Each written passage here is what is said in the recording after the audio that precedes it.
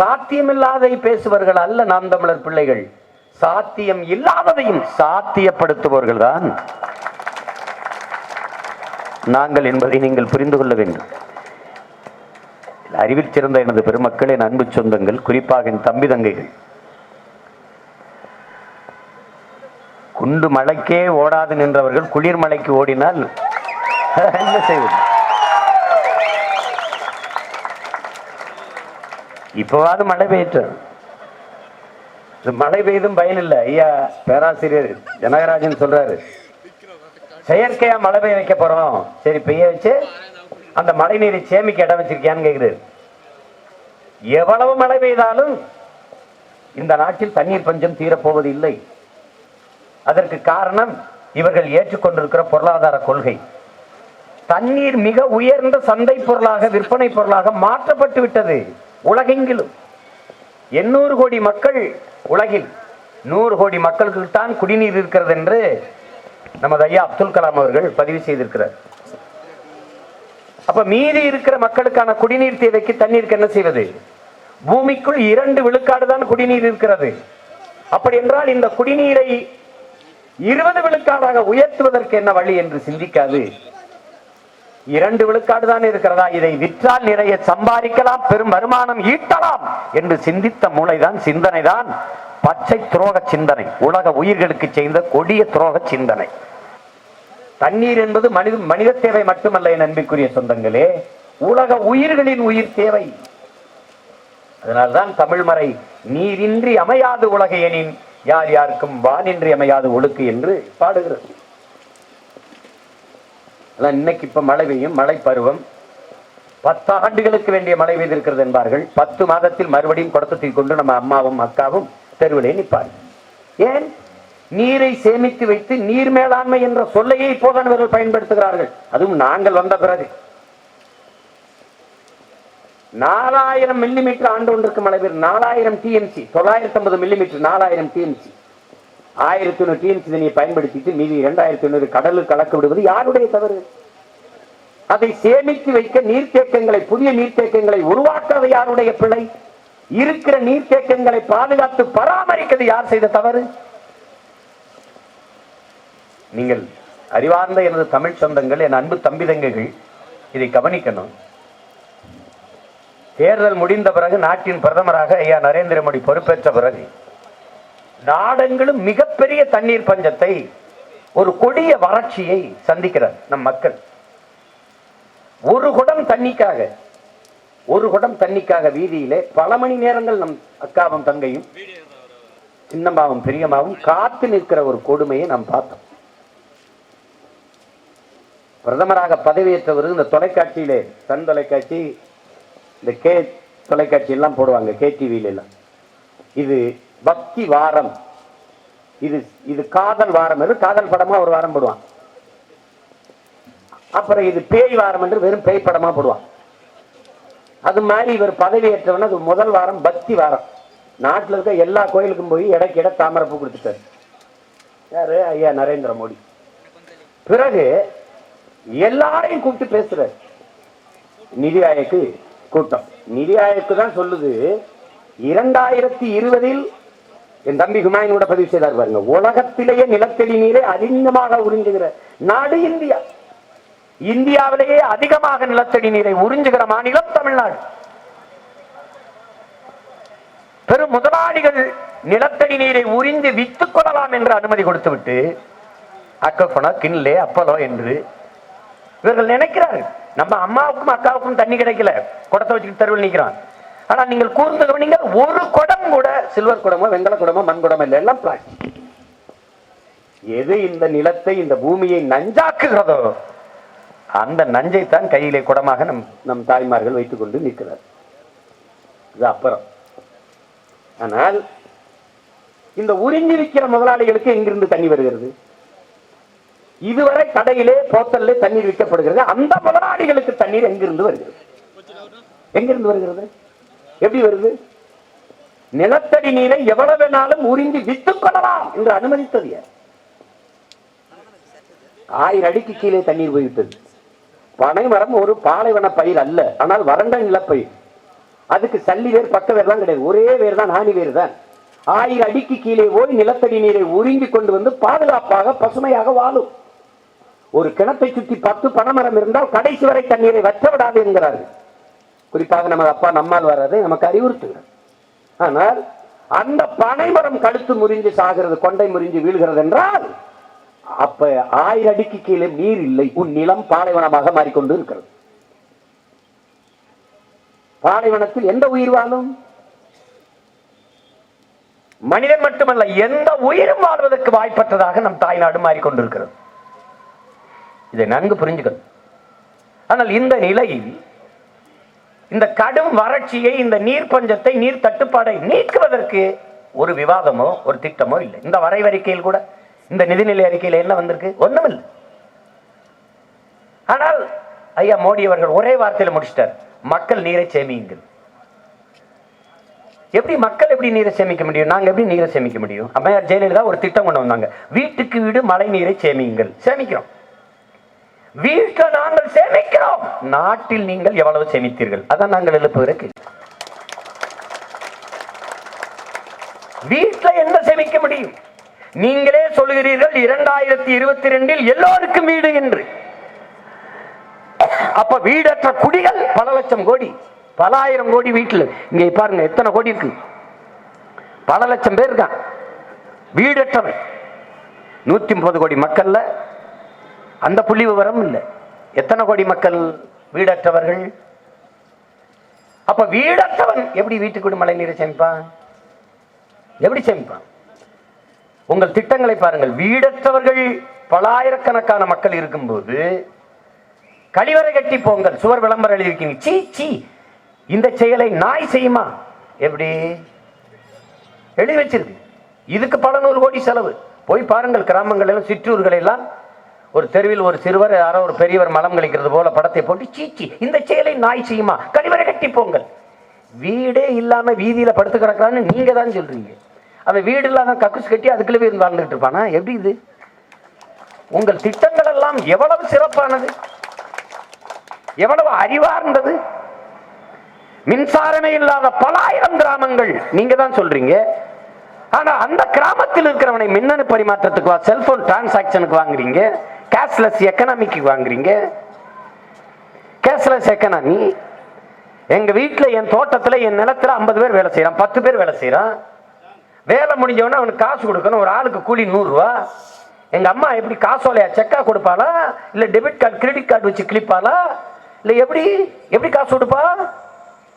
1 litre பால் எடுத்துட்டு வந்து எங்க அப்பத்தா வீதி வீதிக்கு தெரு தெருவா ஊத்துது. 100 மில்லி 50 மில்லின்னு வீட்டுக்கு வீடு ஊத்திட்டு வருது. 1 மில்லி 10 ரூபாய்னா, 1 மில்லி 5 ரூபா காசுன்னா, அந்த 5 ரூபாய் எப்படி எங்க அப்பத்தா வாங்குவா? எப்படி வாங்குவா? செக்கா வாங்கிடுவாள, இல்ல டெபிட் கார்டு கிரெடிட் கார்டு கிழிச்சுக்குவாள, இல்ல வங்கியில போட்டு விட்டுருங்க எடுத்துக்கிறவான்றால? எப்படி? எந்த மாதிரியான திட்டங்கள்? ஒரு குறிப்பிட்ட விழுக்காட்டு மக்கள் வாழவே வேண்டாம் என்று நீங்க முடிவெடுத்திட்டீங்க. நாங்க படிக்க கூடாது, நாங்க மருத்துவரா ஆகவே கூடாது, முடிஞ்சது. இனி எந்த காலத்திலும் நம் பிள்ளைகள் மருத்துவராக முடியாது. நீட்டுன்னு ஒண்ணு நீட்டி முடிச்சிட்டான்.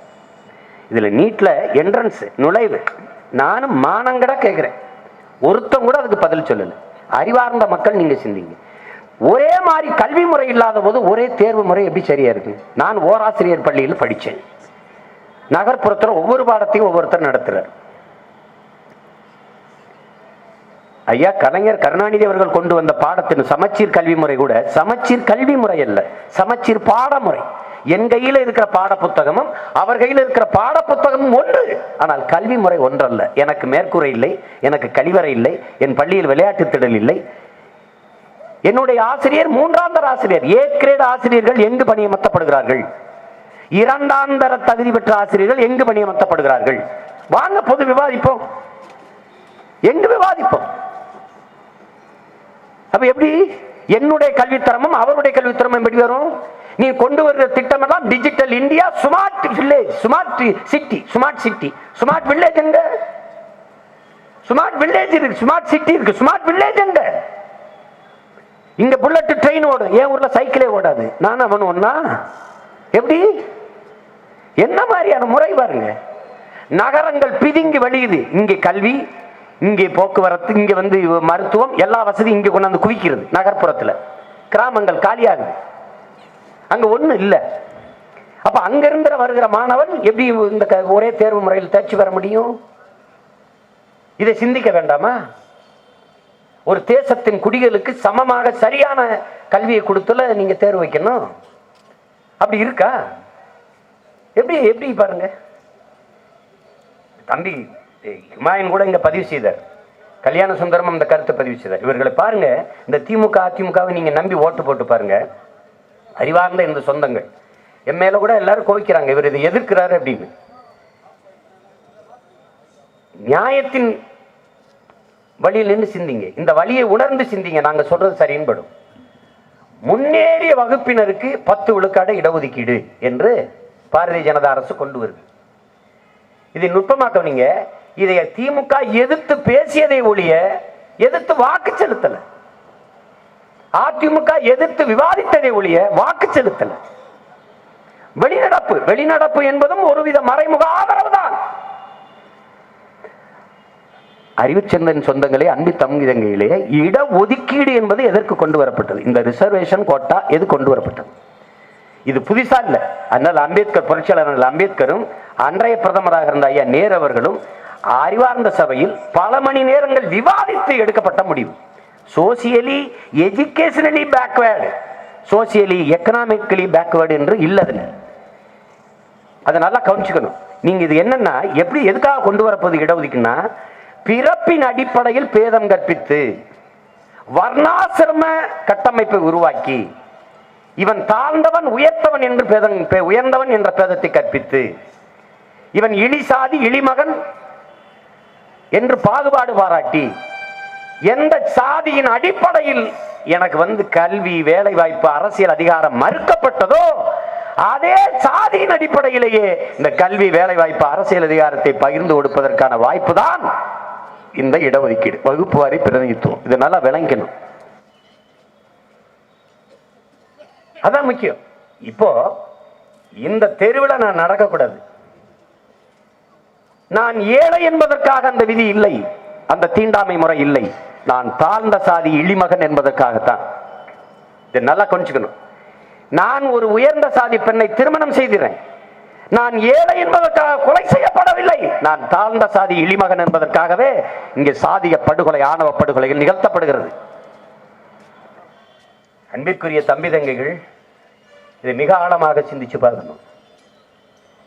முட்டிக்கு மேல வேட்டியை கட்டு என்பதும், மாறாப்பு சேலை போடாது என்பதும், கொட்டாச்சியை வாய்க்கிட்ட கட்டி துப்பிக்கு எச்சியை இதிலே துப்பிக்க என்பதும், செருப்பு போடாமல் நீ வீதியில நடக்க வேண்டும் என்பதும், இந்த கோயிலுக்குள் நீ நுழையக்கூடாது, இந்த குளத்தில் நீ குளிக்கக்கூடாது என்றெல்லாம் இங்கே தீண்டாமை கொடுமை நிகழ்த்தப்பட்டது. நான் ஏழை என்பதற்காக அல்ல பெருமக்களே, நான் தாழ்த்தப்பட்டவன் என்பதற்காக, இழி சாதி இழிமகன் என்பதற்காக. பொருளாதார அடிப்படையில் உயர்ந்த சாதி, முன்னேறிய சாதி, கேள்வி எழுமையலாத அவர் தான் முன்னேறிவிட்டாரே, பிறகு எதற்காக அவருக்கு இடஒதுக்கீடு? பொருளாதாரத்தில் பின்தங்கிட்டார். பொருளாதாரத்தில் பின்தங்கியவன் பின்தங்கியவன் தானே சொல்லணும். சாதி எப்படியடா முன்னேறும்? சனியன் பிடித்தவர்களை சாதி எப்படியடா முன்னேறும்? சாதி முன்னேறியது என்றால் இந்த தெருவில் உயர்ந்த சாதிக்காரன் பிச்சை எடுத்து நின்றாலும் அவன் உயர்ந்த சாதி. அதே தெருவில் நான் மாளிகை கட்டி வாழ்ந்தாலும் நான் பறையன் என்பதை எப்படி ஏற்பது? எப்படி ஏற்பது? எப்படி ஏற்பது? செத்த பிணத்தை, இறந்த பிணத்தை உயர்ந்த சாதிக்காரன் சுடுகாட்டு வழியே தூக்கி போக முடியல. பிரசிடென்ட் ஆஃப் இந்தியா, நாட்டின் முதல் குடிமகன், கோயிலுக்குள்ள போக முடியல. நான் முதல் குடிமகன் ஆயிட்டேன், இந்தியாவின் பிரசிடென்ட் ஆயிட்டேன், ஆனாலும் கோயிலுக்குள்ள போக முடியும். தீண்டாமை. நீ பொது நீ பொருளாதார அடிப்படையில் இடஒதுக்கீடுங்கிற, அதுக்கு கொண்டு வரப்பட்டதல்ல ராஜா. அது முன்னேறிய சாதியினர்னு நீ எப்படி சொல்ற? வர உலகத்துல ஒரே ஒரு சாதாண்டா உயர்ந்த சாதி இருக்குது. உழுது விதைச்சு விளைய வச்சு அறுத்து ஊரானுக்கு சோறு போடுற விவசாய குடிதாண்டா உலகத்துல உயர்ந்த சாதி. நீ எப்படி இது? நான் ஏழை, இன்னைக்கு ஏழை, இன்னைக்கு பரதேசி, 10 ஆண்டு கழிச்சு நான் பில்கேட்ஸ் ஆயிடுவேன், நான் அனில் அம்பானி அதானி ஆயிடுவேன், பணக்காரன் ஆயிடுவேன். இது அளவுகோலா? இன்னைக்கு ஏழையா இருக்கிற நான் நாளை பணக்காரனாகி விடலாம் என் அன்பிற்குரிய மக்களே. ஆனால் நான் உலகத்தின் மிகப்பெரிய பணக்காரனானாலும் என் மீது சுமத்தப்பட்ட சாதிய இழிவு போகல. நான் பறையன்தான், நான் சக்கிலியன் தான் என்றால் எப்படி ஏற்பது? எப்படி ஏற்பது? அதுதான் இங்க முக்கியமானது. அது புரியாம அது என்ன அப்படி யோசிச்சு பேசுறாரு. நீ தான் முன்னேறிட்டில்ல. நீ அப்ப வறுமையில் இருக்குன்னா உனக்கு சாதி திமிறதுக்கு கீழே இறங்கி வா. எல்லாம் பிசி எம்பிசிக்கு வந்துட்டான்லவா, என்னை பிசியில சேர்த்துக்க, அந்த 10 விழுக்காடு இடஒதுக்கீடு கொடுங்க, பாராட்டுறேன், வா பிரதர் கமான். நான் அதே சாதியோட இருப்பேன்னா அப்ப இரு, அங்கிட்டு போய் போ. எப்படி இருக்குது இது? எப்படி ஏற்கிறது பாருங்க. எந்த மாதிரியான ஒரு இது? ஒரு நாடுங்க, ஒரு நாடு, ஒரு நாட்டின் தலைவன், ஒரு நாட்டின் அரசு, ஒரு தேசம் தன் தேசத்தின் குடிகளை உயர்ந்த சாதி தாழ்ந்த சாதி என்று அங்கீகரிக்குது. எப்படிப்பட்ட நாடு? எப்படி என்னை தாழ்ந்தவன் என்று சொல்ல நீ யார்? நீ யார்? நான் தாழ்ந்த சாதி நீ எப்படி சொல்லுவ? எப்படி சொல்லுவ? அவர் உயர்ந்த சாதி நீ எதை வச்சு சொன்ன? எதை வச்சு சொன்ன அப்படின்னா எவ்வளவு பெரிய கொடுமை பாருங்க. முன்னேறிய வகுப்பினர் பொருளாதாரத்தில் பின்தங்கியவர். எப்படி பொருளாதாரத்தில் பின்தங்கினவர் தானப்பா. அதுக்கு கொண்டு வரல இடஒதுக்கீடு. அந்த அறிவு கூட இல்ல, எதுக்கு கொண்டு வரப்பட்டதுன்னு புரிதல் கூட இல்ல. அப்படி கஷ்டப்படுறாரா? வங்கியில கடன் கொடு, விஜய் மல்லையா கொடுத்தா, நீரவ் மோடி கொடுத்தா தூக்கி ஓடி போயிட்டான்ல, அது மாதிரி அவனுக்கு கொடுத்து தொழில் தொடங்கிக்கப்பா, ஏதாவது வியாபாரம் பண்ணிக்கப்பா சொல்லிவிடு. அதை விட்டுட்டு இதுல ரிசர்வேஷன் கோட்டா, இதுல இடஒதுக்கீடு 10 விழுக்காடு அவர் கொடுத்து மொத்தமே 4 பேர் தான் இருக்கான். இந்த பாருங்க, 100 பேர், நம்ம 100 பேர், 97 பேருக்கு 69 விழுக்காடு நமக்கு. இங்க எப்படின்னா எஸ்சி எஸ்டி 18, பிசி அதுக்கு 21, எம்பிசிக்கு 30, இது போக மீதி 31 இந்த பொது பிரிவினர். இவங்க சொல்ற முன்னேறி சாதம் பயன்படுத்துது. இதுல கூடுதலா 10. மத்திய அரசு என்ன சொல்லுது? மருத்துவ படிப்புல 25 விழுக்காடு இடஒதுக்கீடை ஏற்றி கொடுத்ததா, கூட்டி கொடுத்து அதிகரிச்சு கொடுத்து 10 நாங்க பொது பிரிவினர் தான் முன்னேறி சாதிக்க எடுத்துக்கிறோம். 25 விழுக்காட கூட்டி கொடுக்க முடியும், அதிகரிச்சு கொடுக்க முடியும்னா இவ்வளவு நாள் நீ கொடுக்காம என்ன பண்ணிட்டு இருந்த? அதுக்கு வாய்ப்பு இருக்குல்ல, கொடுத்துருக்கலாம்ல. என்ன கொடுமை பாருங்க. ஒரு பொதுப்படையா ஒரு கேள்வி கேட்போம். கோயிலுக்குள் இருந்து மணி அடிப்பவரும் குழிக்குள் இறங்கி மலம் அள்ளுவரும் இந்த சமூகத்தில் சரிசமமாக நடத்தப்படுகிறார்களா என்று அறிவார்ந்த மக்கள் நீங்க சிந்திச்சு பாருங்க. ரொம்ப நாளா கீழே இருக்கிறவனை கை கொடுத்து மேலே தூக்கி விடுவதற்கு கொண்டு வரப்பட்டதான் இடஒதுக்கீடு.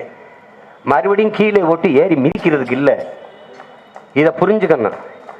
நான் சாதிய திமிரோடும் அதே பெருமையோடும் இருந்தாலும் எனக்கு எல்லோருக்கும் கிடைக்கிற அந்த இடஒதுக்கீடு வாய்ப்பு கிடைத்துவிடும் என்றால் அவனுக்கு சாதிய ஆணவம், சாதிய பெருமை எப்படி குறையும்? எங்களை போன்ற பிள்ளைகளுக்கு ஒரு கனவுண்டு.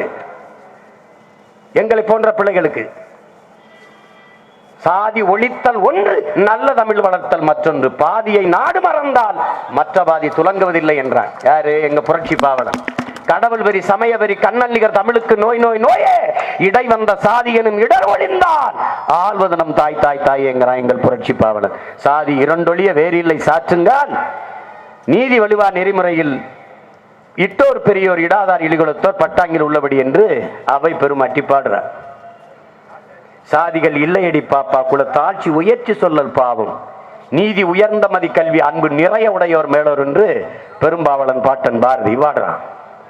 பறட்சி என்பது ஏதடா, பணத்து என்பது ஏதடா, இறைச்சி தோல் எலும்பிலே இலக்கமிட்டிருக்கு என்று சிவாக்கி பாடுறார்.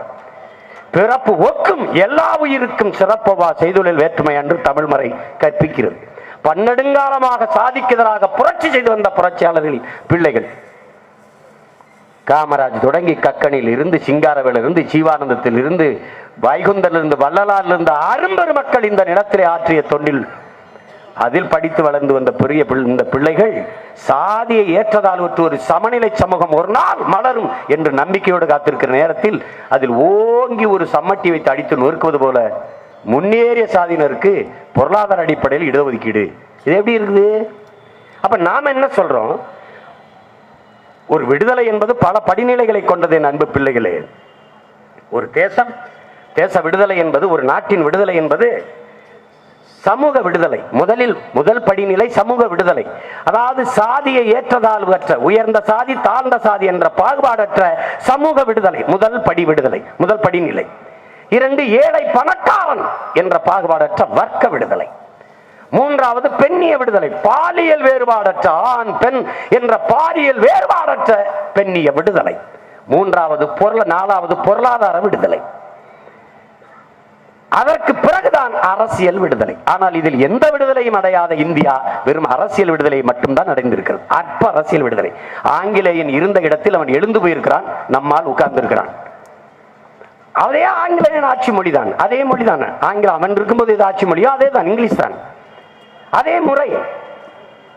வெள்ளக்காரன் 6 மணிக்கு 5 மணிக்கு கதவை திறந்துட்டு சிறை கதவை 6 மணிக்கு பூட்டிடுவான்னா அதே தான் இன்னும் நடைமுறை. எந்த இதுவும் மாறல. அவன் oh my lord your honour, இவன் oh my lord your honour தான். எதையும் மாத்திக்கல. வெறும் அற்ப அரசியல் விடுதலை மட்டும்தான் நம் நாடு அடைந்திருக்கிறது. ஆனால் நாங்க என்ன சொல்றோம், ஒரே நாளில் பணம் செல்லாது என்று அறிவித்த நாட்டின் முதன்மை அமைச்சர் ஐயா நரேந்திர மோடி அவர்களே, நீங்க என்ன செய்யுங்க, ஒரே நாளில் என் தேசத்தின் குடிகள், சாதிகளற்ற குடிகள் அறிவிச்சு விட்டுருங்க. முடிஞ்சுல. இங்க எவனும் பல்லம் வரை நாடார் செட்டியார் கோனார் கிடையாதுங்க. நாங்க எல்லாம் முடிஞ்சுங்க. நீ தான் சொல்றிய இந்தியன்ஸ். அப்ப ஆதார் இந்தியன்ஸ், நீனும் சிட்டிசன் ஆஃப் இந்தியா, நானும் சிட்டிசன் ஆஃப் இந்தியா. அதுல என்ன நீ புடுங்கின பெருங்காம நான் சிறுபான்மை, நீ என்னத்தை புடுங்கிட்ட? டே, நீனும் சிட்டிசன் ஆஃப் இந்தியா, நானும் சிட்டிசன் ஆஃப் இந்தியா. அப்புறம் என்ன இவர் சிறுபான்மை நீ பெரும்பான்மை? இது எவ்வளவு பெரிய கேவலம் பார்த்துக்க. எவ்வளவு பெரிய கேவலம். இஸ்லாமியர்கள் வாக்கு செலுத்த வேண்டாம், கிறிஸ்தவர்கள் வாக்கு செலுத்த வேண்டாம் என்று கத்திவிட்ட பாரதிய ஜனதா இஸ்லாமியர் கிறிஸ்தவர் வரி செலுத்த வேண்டாம் என்ற ஒரு சட்டத்தை கொண்டா. முடிஞ்சு போச்சு. சொல்லி பாரு எப்படி இருக்கு பாரு. வாக்கு செலுத்த வேண்டாம் என்று முடிவெடுத்து விட்டான். 403 இடம் உத்தரப்பிரதேசத்துல ஒரு சீட் இஸ்லாமியர் கிறிஸ்தவர் கொடுக்கல. காரணம் என்ன? அவன் ஓட்டு போட மாட்டான், போட வேணான்னு முடிவெடுத்துட்டான், போடல.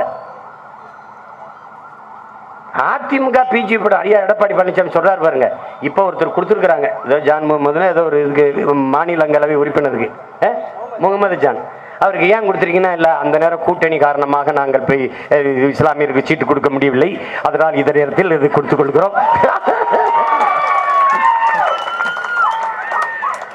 நம்ம சொல்லுவோம்ல, மழை வந்து விட்ட காரணத்தால் நாடகத்தை நன்றாக நடத்த முடியவில்லை, குற்றம் குறை இருந்தால் பொறுத்து கொண்டு அடுத்த முறை இதில் வச்சுக்கிட்டு அது ஒரு பெருத்த நகைச்சுவை தான். இதெல்லாம் என்ன நம்ம அவன் என்ன தெரியுமா, எந்த கேள்வியும் கேட்டப்படாது. நம்ம கேள்வி கேட்டா அதுக்கு பதில் சொல்றதில்ல. அவரை ஏன் தொலைக்காட்சியில் காட்டிக்கிட்டு இருக்கீங்க, அவரை ஏன் ஓவரா ப்ரொமோட் பண்றீங்க, அவரை ஏன் காட்டுறீங்க, நீங்க என்ன, நீங்க அவர் செப்பரேட்டிஸ்ட். என்னடா செப்பரேட்டிஸ்ட்? நான் என்ன செப்பரேட் பண்ணிட்டேன்? நீங்க தான்டா எங்களை செப்பரேட் பண்ணி வச்சிருக்கீங்க. ஐயோ கொடுமையை, கால கொடுமையை. அது அன்னைக்கு ஒரு விவாதத்தில் இந்த பாண்டே கேட்கிறாருங்க ஐயா இலக்கணேசன்ட்ட, ஏங்க தமிழ் தனிநாடு கேப்பியா தனிநாடு கேப்பியான்னு வம்படியா பேசுறாங்க. எனக்கு அது சம்பந்தமே இல்லை. பாருங்க, தனிநாடு கேப்பியா தனிநாடு கேப்பியான்னு கேட்குறீங்க, என்கிட்ட கேட்குறீங்கன்னு சீமா சொல்றாரு. நான் கேட்பேன், கொடுப்பியான்னு கேட்கிறாரு. அதுக்கு அவர் சொல்லிட்டு வர்றாரு, நீங்க வேணால் பாருங்கள், வளர்ந்து வந்து ஒரு நாள் தனிநாடு கேட்பார் அப்படின்றாரு. அவர் சொல்றாரு. ஒரு விவாதத்தில் இருக்கு பாருங்க, வலைவழியில நீங்க பார்த்திருப்பீங்க. நான் எங்கப்பா இந்த ஆட்டத்துக்கு வந்தேன், நீங்க என்னப்பா நீங்க. அதுக்கு என்ன அர்த்தம்? அவருக்கு தெரியும் கேட்கிற நிலைமைக்கு நம்ம தள்ளிடுவாங்கல்ல. அவர் தான் சொல்றாருல, ஒரு நாடு நன்றாக இருக்க வேண்டும் என்றால் ஒரு மாநிலத்தை பலியிடலாம். அந்த மாநிலம் அது என் தாய் நிலம். என் தாய் நிலம் தான். ஊர்ல எல்லா அம்மாக்களும் நல்லா இருக்கணும்னா எங்க அம்மாவை கொலை செய்யலாம்னு முடிவு பண்ணிட்டாங்க. பெத்ததாயை கொலை செய்ய எந்த மகன் அனுமதிப்பான்? எந்த மகன் அனுமதிப்பான்? நான் ஒரு கேள்வி கேட்கிறேன். இந்தி படிச்சா வடநாட்டில் வேலை கிடைக்கும். நீங்க அது எவ்வளவு பெரிய புழுகு பொய்ங்கிறத நீங்களே நிரூபிக்கிறீங்க. பூரா வட இந்தியான்னு ஏன் நாட்டில் வந்து கும்மிச்சிருக்கான். ஏன் இந்தி படிச்சா அங்க வேலை கிடைக்காது, தமிழ்நாட்டில் தான் கிடைக்கும்ங்கிறது நிரூபணமாகுது. இந்தி படிச்சா வேலை கிடைக்கும். சரி, இந்தியை தாய்மொழியாக கொண்ட மாநிலங்களில் வேலையில் நீங்கள் தன்னிறைவு அடைந்து விட்டீர்களா? பதில் உண்டா? இல்ல. எங்க இருக்கு? அப்ப எப்படி இருக்கு பாருங்க. எனக்கெல்லாம் என்ன தோணுதுன்னா, இந்த இந்தி கரண்ட் அடிமையா இருக்கிற கர்மத்துக்கு இங்கிலீஷ் கரண்டே இருந்துட்டு போயிருக்கலாம். அவன் இன்னும் ரொம்ப டீசென்ட் ஃபெல்லோ. அவன் எப்படின்னு கேளு, இங்க பாரு, நீ நுட்பமா பாரு. அவன் துப்பாக்கி வச்சு எல்லாரும் என் மதத்தை பின்பற்றுன்னு சொல்லியிருந்தா எல்லாரும் பின்பற்றிருப்பான். முகலாயர்கள் வரும்போது எல்லாரும் முஸ்லீமா மாறினா மாறி இருப்பான். ஏன் ஒண்ணு வேணா, மாலிகா ஒரு படையெடுத்து வரப்போறன்னு தமிழன் ஏன் அடிமையானாங்கிற புத்தகத்துல ஐயா காப்பா அரவணன் எழுதியிருக்கார். படி எழுதியிருக்காரு பாரு. மாலிகா ஒரு படையெடுத்து வரும்போது வட்ட வட்டமா 500 பேர் சேர்ந்து தீக்குளி செத்துருக்கான். எப்படி வந்தா கொண்டுருவாரு, நம்ம செத்துருவோன்ட்டு. அதுக்கப்புறம் என்ன பண்ணிருக்கான், அவர் முஸ்லீம், நம்மளாம் முஸ்லீமா மாறினா கொல்ல மாட்டாருன்னு முஸ்லீமா மாறி இருக்கான். ஒருத்தன் படையெடுத்து வருவதற்கே பயந்து இஸ்லாமியர்களா மாறினவன் படை வலிமை காட்டி எல்லாரும் மாறுங்க என்றால் மாறி இருப்பான். ஆனா அவன் மாத்தல. அதவன் மாண்பு. வெள்ளக்காரன் மாத்தல. என் மொழியை நீங்கள் கற்றே தீர வேண்டும், கட்டாயப்படுத்தல. அவன் என் மொழி தமிழை கற்றுக்கொண்டு உலகம் பரப்பினான். Joseph Beschi, Caldwell Pope, G Pope திருக்குறளை, திருவாசகத்தை மொழிபெயர்த்தான். தேம்பாவணி என்ற ஒரு நூலை எழுதித்தான் ஜோசப் பெஸ்கி என்கிற வீரமாமுனிவன். கால்டுவெல் போப் ஒப்பில்லாத திராவிட மொழியின் ஒப்பிலக்கணம் கண்டு போனான். எப்படி இருக்கு பாருங்க இந்த கொடுமைக்கு. அவன் இங்கிலீஷ், இந்தியப்படி. இதுல கொடுமைக்கு கூட ஒண்ணு வருது. ஒண்ணு வாங்கினா ஒண்ணு இலவசம் வாங்கி பாருங்க. ஆடி தள்ளுபடிங்க, ஒண்ணு வாங்கினா ஒண்ணு இலவசம். அது ஒரு தொலைக்காட்சியில் பார்த்த ஒரு விளம்பரம். ஒரு பொண்ணு ஒரு சுடிதார் புடவை வாங்கிட்டு வருது. ஒன்று வாங்கினாலும் ஒன்று இலவசம், எனக்கு ஒன்று உனக்கு ஒன்று. அது மாதிரி ஹிந்தி படிச்சிங்கன்னா சமஸ்கிருதம் கொசுறு. காய்கறி வாங்கிட்டு கொத்தமல்லி கொசுறு கொடுப்பான்ல, அப்படி ஒரு கொத்தமல்லி கூடவே வரும். அதான் இந்த சமஸ்கிருதம். சரி, சமஸ்கிருதம் படிக்கணும். இந்திய படித்தா அது தேசிய மொழி, ஈசிய மொழின்னு அளந்து விடுற. சரி, கர்மத்தை விடு. சமஸ்கிருதம் ஏன் படிக்கணும்? நான் எந்த கோயிலில் போய் மணி அடிக்குது இல்லை, எங்கே உட்காந்து நான் எதுக்கு எனக்கு சமஸ்கிருதம்? எந்த மாநிலத்தின் ஆட்சி மொழி, எந்த மக்களின் பேச்சு மொழி? சொல்லு, நீ சொல்லு. எதுக்காக படிக்க சொல்ற? ஏன்னா உன்னுடைய தாய்மொழி அது. RSSின் தாய்மொழி சமஸ்கிருதம். உன் தாய்மொழி செத்து போனது, அதிகாரம் வந்து விட்டதால் அது உயிர்ப்பிக்க துடிக்கிறாய். எங்கள் தாய்மொழி செத்து கொண்டிருக்கிறது, அதை அதன் பிள்ளைகள் உயிர்ப்பிக்க துடிக்கிறோம். இது ரெண்டு தான் வித்தியாசம் இருக்கிறது. இதை புரிஞ்சுக்கணும். எப்படி சமஸ்கிருதம் செத்து போனதோ அது புரோகித மொழியாகவும் இந்த புரோகித மொழியாக மட்டும் இருக்குதோ அப்படி என் தாய்மொழி ஆகிவிடக் கூடாது என்பதற்காக நாங்கள் அதை காப்பாற்ற உயிர்ப்பிக்க முடிகிறோம். ஏன்? தமிழ் மீட்சியே தமிழர் எழுச்சி என்கிறார் மொழி ஞாயிறு தேவனேய பாவாணர். அந்த தமிழ் மீட்சி வரணும், தமிழர் எழுச்சி வரணும்னு துடிக்கிறோம். பொது பிரிவினை இப்ப இடஒதுக்கீடு இந்த பேச்சு அனைத்து கட்சி கூட்டத்தில் அதுக்கப்புறம் கொஞ்சம் நிறுத்தி வைக்கப்பட்டிருக்க காரணம் என்ன? நாங்க போட்ட போடுதான் கொஞ்சம் அப்படி நிக்குது, பெண்டிங்ல நிக்குது. அப்படியே வச்சுட்டா பிரச்சனை இல்லை, இல்லைன்னா இறங்கி போராட கத்த ஆரம்பிச்சிருவோம். விளக்கம், பொது விவாதம். பொது விவாதமா? அப்ப நம்ம என்ன சொல்றோம்? ஒரே நாள்ல சாதிகள் அற்ற குடிகள் என் தேசத்தின் பிள்ளைகள் சொல்லிருங்க. என் தேசத்தின் மக்கள் உங்களை வணங்குறோம். சாதி ஒளிஞ்சிருச்சா, சமூக விடுதலை அடைஞ்சிருச்சா? அடுத்து என்ன இருக்குது? வர்க்க விடுதலை. அடுத்த என்ன படிநிலைக்கு போறோம்? வர்க்க விடுதலை. ஏழை பணக்காரன் பாகுபாடற்ற வர்க்க விடுதலை. இப்ப என்ன செய்யணும்? பொருளாதார அடிப்படையில் இடஒதுக்கீடு. அதானே இதுல என்ன ஆன்டி இண்டியன் இருக்கு, அப்பத்தா இண்டியன் இருக்கு? இதெல்லாம் நாங்க தானே சரியா பேசுறோமே. நாங்க நீ இதை ஒழிச்சிரு ராஜா, நாங்க கேட்கல. நீ பொருளாதார அடிப்படையில் இடஒதுக்கீடு கேடு, கும்பிடுறோம். எங்க ஓட்ட கூட உங்களுக்கு போடுறோம். இப்ப நம்ம என்ன கேட்கிறோம்? ஒரே நாடு இந்தியா, ஒரே நாடா? ஏன் பேச வர மாட்டேங்கிறீங்க? அது 29 தேசங்கள், 7 ஒன்றிய பிரதேசங்களின் ஒன்றியம். அது இத்தனை நாடு, இத்தனை தேசங்களை கொண்ட ஒரு நாடு. அவ்வளவுதான். நான் இந்தியன் கிடையாது, இந்திய நாட்டின் குடிமக்கள். நாங்கள் தமிழர்கள், அவர்கள் தெலுங்கர்கள், அவர்கள் கன்னடர்கள், அவர்கள் மலையாளிகள், அவர்கள் குஜராத்தி, அவன் போஜ்பூரி, அவன் பீகாரி, அவன் நாகாலாந்துக்காரன், அவன் காஷ்மீரி. நாங்கள் எல்லோரும் சேர்ந்து இந்திய நாட்டில் வாழ்கிறோம். எனவே சிட்டிசன் ஆஃப் இந்தியா, இந்திய நாட்டின் குடிமக்கள். நீ நேஷனாலிட்டியும் சிட்டிசன்ஷிப்பையும் குழப்பிக்கிற. என் நேஷனாலிட்டி தமிழ், என் சிட்டிசன்ஷிப் இந்தியா. இது ரெண்டையும் போட்டு குழப்பிக்கிற கூடாது. நீ நேஷனாலிட்டியே இந்தியன், அப்படி ஒன்னே கிடையாது. கான் அப்துல் கபூர் கான் இந்தியாவுக்கு வந்து சுத்தி பார்த்துட்டு திருப்பி போகும்போது வானூர்தி நிலையத்தில் பத்திரிகையாளர் கேட்கிறாங்க, இந்தியா முழுமைக்கு சுத்தி என்ன பார்த்தீங்கன்னு. ஒரு இந்தியனை கூட பார்க்கலன்ட்டார். அவர் பதிவுன்னா வரலாற்று உண்மை, நான் சும்மா சொல்லல. அப்ப அதுதானே சரியானது. ஒரே நாடுங்கிறீங்க.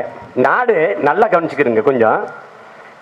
முதலா பிரதமர் வந்து இந்த மாநில முதலமைச்சர்லாம் சந்திச்சு பேசுற விவாதம் என்ன தெரியுமில்ல, நாட்டில் நிலவுகிற இந்த தண்ணீர் பஞ்சத்தை தீர்க்கிறதுக்கான விவாதம் அல்ல.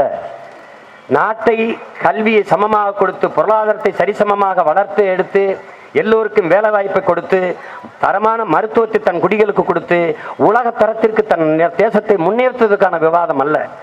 ஒரே நாடு ஒரே தேர்தல்.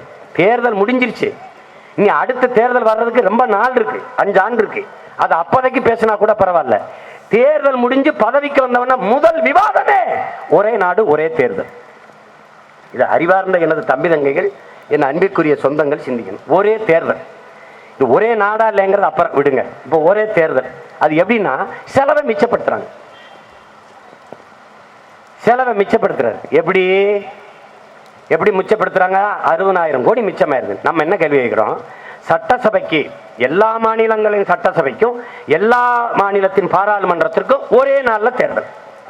நீ ஏற்கனவே நடந்த பாராளுமன்றத்தில் 4 தவணையா நடத்துற நீங்க ஒரே நாள்ல எல்லா மாநிலத்திற்கும் பாராளுமன்றத்துக்கு எப்படி நடத்துவீங்க? எப்படி நடத்துவீங்க?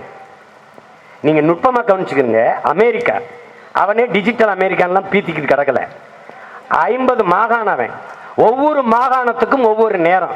எனக்கு காலை 10:30னா அவனுக்கு 10:45, அவனுக்கு 11, அவனுக்கு 11:15, இன்னொருத்தருக்கு 11:30. இப்படி நேர வித்தியாசங்கள் இருக்குது, நேரம் மாறுபாடு இருக்குது. அந்த நாட்டிலே இந்த டிஜிட்டல், இந்த இவிஎம், இந்த எண்ணியல், இந்த எந்திர முறை வாக்குப்பதிவு இல்லை. அங்க வாக்கு சீட்டு, பேலட் சிஸ்டம். அப்படி காலையில குத்தி குத்தி போடுவான். சாயந்தரத்தில் உட்காந்து 6 மணிக்கு வாக்குப்பதிவு தொடங்கி 6 மணிக்கு முடிச்சுட்டு, இத்தனை நேர வித்தியாசங்கள் இருக்கிற 50 மாகாணங்கள்லையும் அவன் எண்ணி என்ன பண்றான்? இந்த இரவு முடிந்து அடுத்த நாள் பகல் தொடங்கும் போது ஏறி அந்த இவன் தான் அமெரிக்காவின் குடியரசுத் தலைவர், இவன் தான் அமெரிக்க அதிபர், பேசுங்கள் என்று அந்த நாட்டின் அதிபரை எண்ணி ராத்திரியில பேச விட்டுறான். நீ என்ன பண்ற? ஒரு தேர்தலை நடத்திட்டு 42 நாள் ஒரு பள்ளிக்கூடத்துல பெட்டியை போட்டு வச்சிருக்க. அங்க திடீர்னு வட்டாட்சியர் போறாரு, மாவட்டாட்சியர் போறாரு. எதுக்கு போறாரு? வராரு, பெட்டியை ஒருத்தன் தலையில் தூக்கிட்டு 2 பையன் நடந்து போறான். ஒரு சட்டை தூக்குறான், பெட்டி கடையில 300 வாக்கு பெட்டியை தூக்கிட்டு வரான். ஒருத்தன் ஓட்டல தலைக்கு வச்சு படுத்து கிடக்குறான். அதெல்லாம் பேசக்கூடாதுன்றாங்க. என்ன நீங்க தேச துரோகமா பேசுறீங்க? உங்களை எண்ணெயில தூக்கிடுவோம் அப்படின்னு. என்னத்தையே தூக்குங்க ராஜா, ஆனா இதை கேளுங்க. நீங்க பெட்டியை தூக்கிட்டு போனா நீங்க என்ன சொல்றாங்க பாருங்க. நீட்டு தேர்வுல தான் நம்ம பிள்ளைய போகுது. நீட்டு தேர்வு, அதுக்குள்ள போய் நம்ம தேர்வுல வச்சா ஜெயிக்கும் போறதுல ஒண்ணும் போறதில்ல. காரணம் நம்ம பிள்ளைகளுக்கு ஒரு ஆசை போகுது இல்ல. போன நம்ம பிள்ளை என்ன பண்றது? பிசாசு மாதிரி சடையை விரிச்சு விட்டுறது. அதுக்கு நல்லா காலையில பரீட்சைக்கு போற மாதிரி பின்னி கிண்ணி பூலா வச்சு எல்லாத்தையும் கலைச்சிருமா. அப்புறம் என்னமா துப்பட்டா தூக்கி போடுமா, துப்பட்டா தூக்கணும் அங்கேயே. அதாவது ஒரு மன நோயாளி ஆக்கி உள்ள தேர்வு எழுத விடுறது. ஒரு பரீட்சைக்கு போகும்போது மனநிலை நிம்மதியா அமைதியா போனதானே பிள்ளைய தேர்வு எழுதும். அதுக்கு இப்படி முழுக்க இந்த அளவுக்கு சுடிதார் போட்டுருந்துச்சா வெட்டு, எல்லாத்தையும் கழட்டிட்டு மூக்குத்தி எவ்வளவு இருக்கும்? 50 கிராம் இருக்குமா? அதுக்குள்ள பிட்டு கொண்டு போயிரும்னு சொல்றேன். சிரிக்கிறதுக்கு இல்லை, சிந்திக்கிறது. கொண்டு வரானா இல்லை, கொண்டு வரான்னு சொல்லி கழட்டினானா இல்லையா? தோடு எம்பிட்டு வந்துடும். இந்த தோடுக்குள்ளையும் மூக்குத்திக்குள்ளையும் பிட்ட கொண்டு போயிட முடியும்னு கலட்டினவங்க. பூணுள்ள பிட்ட கொண்டு போயிடுவான்னு அறுத்தவங்க. இந்த இவிஎம் மிஷினுக்குள்ள, இந்த வாக்கு எந்திரத்துக்குள்ள ஒன்றும் செய்ய முடியாதுங்கிறாங்க. இந்த மூக்குத்திக்குள்ள பிட்ட கொண்டு போயிடலாம் நம்புங்கிறாங்க, நம்பணும். இந்த எந்திரத்துக்குள்ள ஒன்றும் செய்ய முடியாது நம்புங்கிறாங்க, நம்பணும். எப்படிப்பட்ட கொடுமை பாருங்க. என்னது இவ்வளவு வேலை செஞ்சு வென்று வந்துட்டு ஒரே நாடு ஒரே தேர்தல். ஐயா, இப்ப நாம என்ன கேட்கிறோம்? ஒரே தேர்தல் ஐயா. இப்ப இந்த கர்நாடகாவில் ஆட்சி கலைஞ்சிருச்சு, இல்லை நாளைக்கு ஒரு மாநிலத்தில் ஆட்சி கலைஞ்சிருது. இப்போ நீங்களே 303 இடம் தனித்து பெரும்பான்மையாக வந்துட்டீங்க. ஒருவேளை நீங்கள் 150 இடத்துல சுருண்டுட்டீங்க. ஐயா வாஜ்பாய் மாதிரி கூட்டணி ஆட்சி, அல்லது கடந்த கால மன்மோகன் சிங் ஐயா ஆட்சி மாதிரி கூட்டணி ஆட்சி. நீங்கள் ஒரு திடீர்னு ஜிஎஸ்டி கொண்டு வர்றீங்க, திடீர்னு நீட்டை கொண்டு வர்றீங்க, திடீர்னு பணம் செல்லாதீங்கிறீங்க. இதை நாங்கள் ஏற்கனவே உங்களுக்கான ஆதரவை விலக்கி கொள்றோம்னு விலகிட்டா ஆட்சி கலைஞ்சிரும். ஆட்சி கலைஞ்சிட்டா மறுபடியும் மொத்த இந்தியாவுக்கும் தேர்தல். சட்டமன்றத்துக்கு தேர்தல், பாராளுமன்றத்துக்கு தேர்தல். இது கண்ட செலவா? சட்டமன்றத்துக்குன்னு நீங்க ஒரு தேர்தல் செலவு ஒதுக்கியிருப்பீங்க, பாராளுமன்றத்துக்குன்னு ஒரு தேர்தல் செலவு ஒதுக்கியிருப்பீங்க. இதுக்குள்ளதான செலவு பண்ணுவீங்க. இதுல என்ன சிக்கனம் பண்ணுவீங்க? என்ன சிக்கனம் பண்ணுவீங்க? யாருமே இந்த கேள்வி எழுப்புறது இல்லை. ஒரே நாடு ஒரே தேர்தல் வச்சுக்க, ஒரே ரேஷன் கார்டு வச்சுக்க. இப்ப நான் என்ன கேட்கிறேன்? ஒரே குளம், எல்லா சாதியும் இறங்கி குளிக்கலாமா? ஒரே கோயில், எல்லாரும் உள்ள போய் சாமி கும்பிடலாமா? ஒரே சுடுகாடு, எல்லாரும் பணத்தையும் ஒன்னா புதைக்கலாமா? அடிப்படை அழுகி கிடக்கு. வீட்டுக்குள் நிறைய குப்பை, வெளியே நீங்க வெள்ளை அடிச்சிட்டு இருக்கிறீங்க. இது கேவலமா இல்லையா? இது கேவலமா இல்ல? எப்படிப்பட்ட திட்டங்கள் கொண்டு வந்திருக்காங்க பாருங்க. இந்த திமுக ஒரு கட்சி இருக்கு பாருங்க, திருடர்கள் முன்னேற்ற கழகம் இருக்கு பாருங்க. ஐயோ, ஒரு பாட்டை 4-5 பசங்க சேர்ந்து போட்டு விட்டுருக்காங்க. தண்ணியில் லாரியில விடுவான் நம்ம ஆளு, ஒரு பாட்டு போட்டுருக்காங்க. பயங்கர பூனை மேல மாதிரில நாட்டுவான் நம்ம ஆளுன்னு. யார்? ஐயாவை தான். ஐயா ஐயா இப்போ தளபதியை தான். ஐயா தளபதி இருக்காங்களே, இப்போ இளைய தளபதி உருவாக்கி இருக்காங்க. அவர் வேற.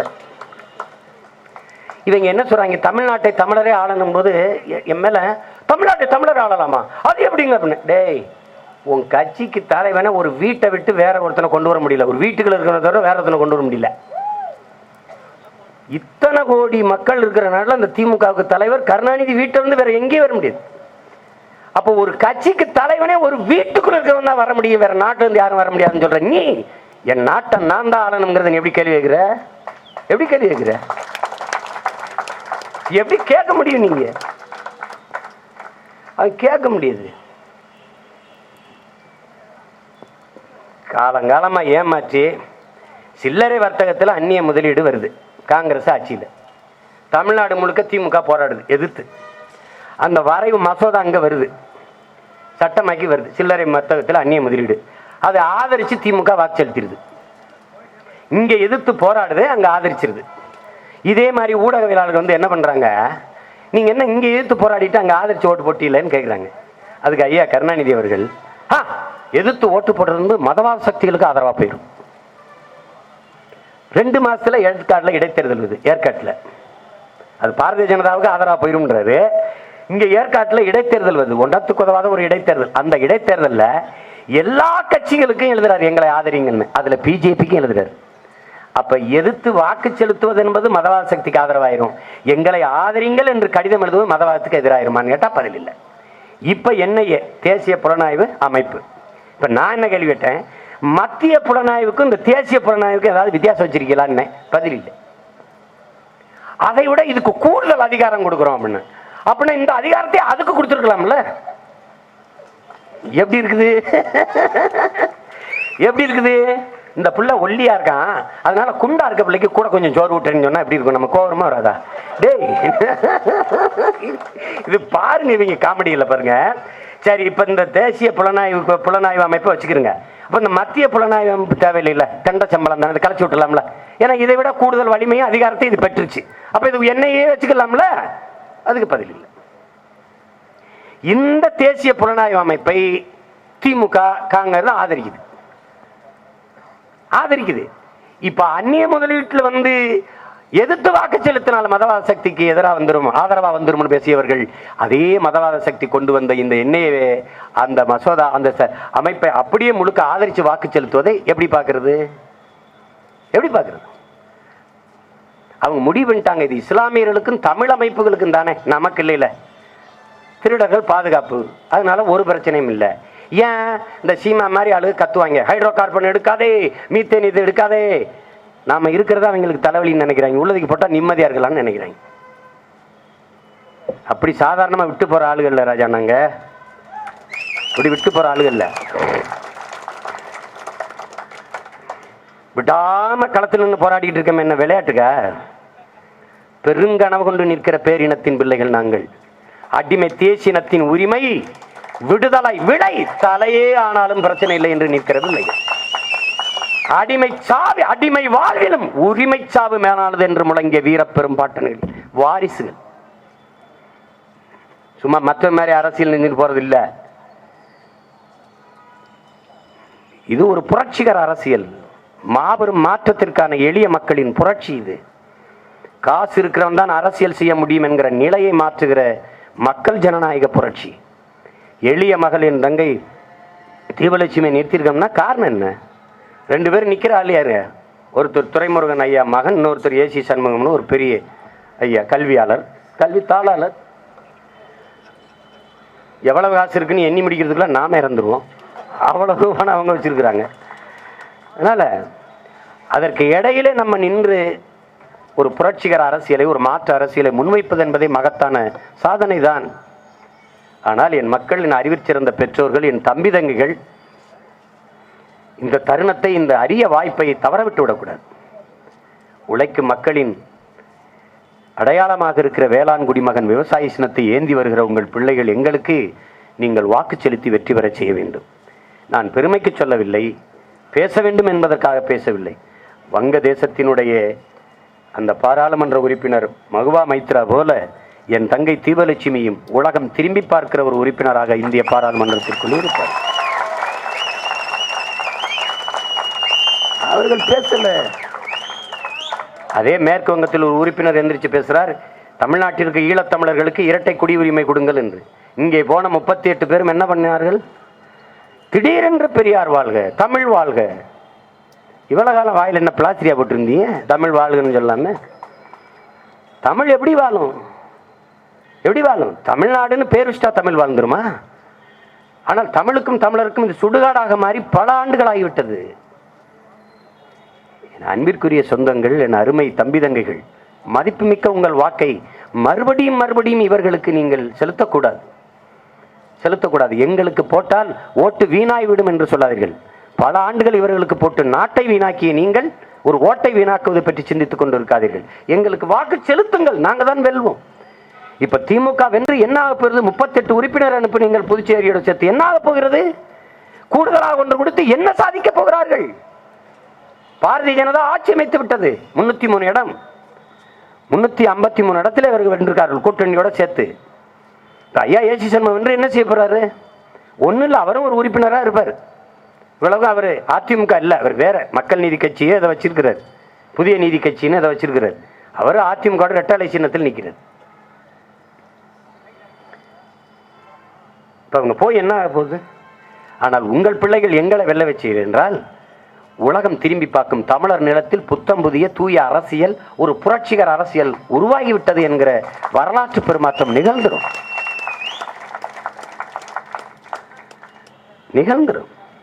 ஒரு இடத்த வச்சுக்கிட்டு என்ன செய்யுமான் அப்படின்னு அப்படிலாம் சொல்ல முடியாது. எங்கள் ஊரில் சொல்லுவான், தனி மரம் தோப்பாகாதும்பான். தனித்தனி மரங்கள்லாம் சேர்ந்து தான் தோப்பாகுது.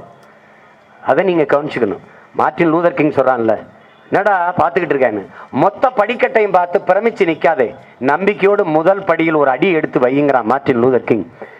அப்படி ஒரு முதல் படியாக, முதல் அடியாக என் அன்பிற்குரிய மக்கள், வேலூரில் இந்த தொகுதியிலே உங்கள் பிள்ளைகள் எங்களுக்கு வெற்றி வாய்ப்பை தாருங்கள்.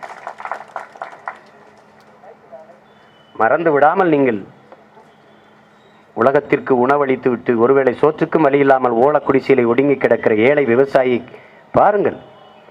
அவனை கைதூக்கி விட காப்பாற்ற தேர்தல் ஆணையம் எனக்கு சின்னம் கேட்கும்போது நான் தேசிய பறவை மயிலை தான் கேட்டேன். முதல்ல இதெல்லாம் தேசிய பறவைலாம் தர முடியாதுன்றாங்க. அப்போ தேசிய மலரை எதுக்கு பிஜேபிக்கு கொடுத்தீங்கன்னு கேட்டேன்.